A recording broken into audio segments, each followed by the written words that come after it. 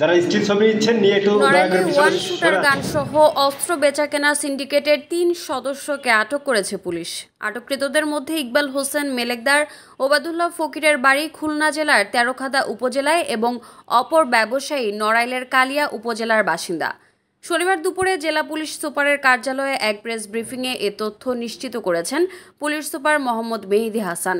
Press ব্রিফিংয়ে police super বলেন, প্রাথমিক অনুসন্ধানে জানা গেছে জাতীয় সংসদ নির্বাচনের সময় অস্ত্রটি এলাকায় আনা হয়েছে, পরে অন্য জায়গায় বিক্রির জন্য নিয়ে যাওয়া হচ্ছিল সেটি। গোপন সংবাদের ভিত্তিতে আসামিদের তল্লাশি করে তাদের কাছে থাকা একটি বাজারের ব্যাগ থেকে 18টি লম্বা অবৈধ ওয়ান শুটার গান জব্দ করা হয়।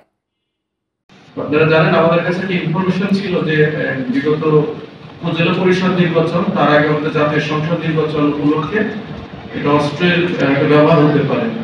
তো আমাদের থানা পুলিশের তৎপরতায় এমন কোনো ঘটনা ঘটে নাই। তো আমরা প্রাথমিকভাবে যে অস্ত্রটা উদ্ধার করেছি ওয়ান শুটার গান 18 ইঞ্চি, তো এইটা নির্বাচনের আগে এসেছিল, জাতীয় সংসদ নির্বাচনের আগে এসেছিল।